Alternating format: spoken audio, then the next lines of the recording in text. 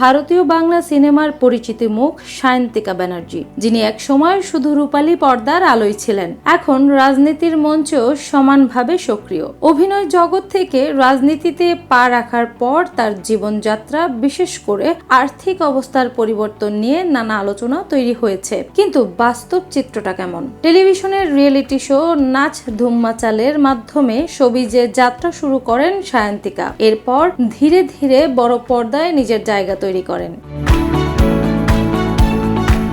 2021 সালে পশ্চিমবঙ্গের বিধানসভা নির্বাচনের আগে তিনি অল ইন্ডিয়া তৃণমূল কংগ্রেসে যোগ দেন এবং বাঁকুড়া থেকে প্রার্থী হন। যদিও সেই নির্বাচনে অল্প ব্যবধানে হেরে যান, তবুও রাজনীতির মাঠ ছাড়েননি। পরবর্তীতে 2024 সালে উপনির্বাচনে জয়ী হয়ে বিধায়ক নির্বাচিত হন তিনি। এখন তিনি রাজনীতি ও অভিনয় দুই জগতেই সক্রিয়, যদিও অভিনয়ের ব্যস্ততা আগের তুলনায় অনেকটাই কমে গেছে। হলফনামা অনুযায়ী 2020-21 অর্থ বছরে তার আয় ছিল প্রায় 9,88,00,000 রুপি, যা 2024-25 অর্থ বছরে কমে দাঁড়িয়েছে প্রায় 4,98,00,000 রুপিতে। অর্থাৎ রাজনীতিতে সক্রিয় হওয়ার পর তার আয় উল্লেখযোগ্যভাবে কমেছে। তার ব্যাংক হিসাবগুলোতেও বড় অঙ্কের সঞ্চয় নেই, কিছু অ্যাকাউন্ট প্রায় শূন্য, আর সর্বোচ্চ জমা রয়েছে প্রায় 9,15,000 রুপি। হাতে নগদ অর্থ হিসেবে রয়েছে মাত্র 30,000 রুপি, যা একজন জনপ্রিয় অভিনেত্রীর ক্ষেত্রে বেশ বিস্ময়কর। যদিও ব্যাংক ব্যালেন্স কম, তবুও সায়ন্তিকার জীবনযাপনে কিছুটা বিলাসিতার ছাপ রয়েছে।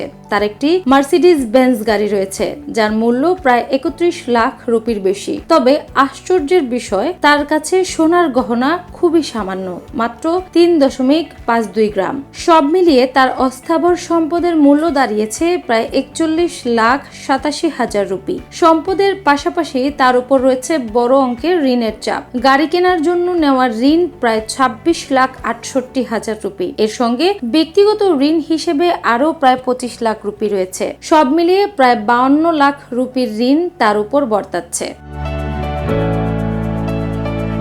এছাড়া তার নিজের নামে কোনো বাড়ি বা জমি নেই, এমনকি পৈতৃক সম্পত্তিরও কোনো উল্লেখ নেই তার হলফনামায়। 2009 সালে ঘর সংসার সিনেমার মাধ্যমে টলিউডে অভিষেক হলেও শুরুটা খুব একটা উজ্জ্বল ছিল না। 2012 সালে মুক্তিপ্রাপ্ত আওয়ারা সিনেমা তাকে দর্শকদের নজরে আনে। এরপর তিনি দেব, জিৎ, আবির চ্যাটার্জি সহ অনেক তারকার সঙ্গে কাজ করেন। বাংলাদেশেও কাজ করেছেন তিনি, বিশেষ করে শাকিব খানের সঙ্গে নাকাব সিনেমায়। সর্বশেষ 2023 সালে ছায়াবাজ সিনেমায় দেখা যায় তাকে।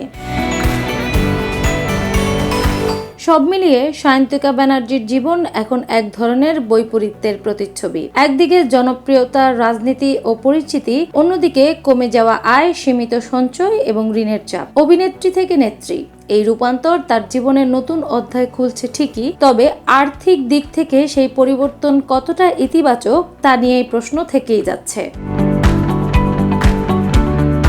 অ্যানি আক্তার, বাংলা বাজার পত্রিকা।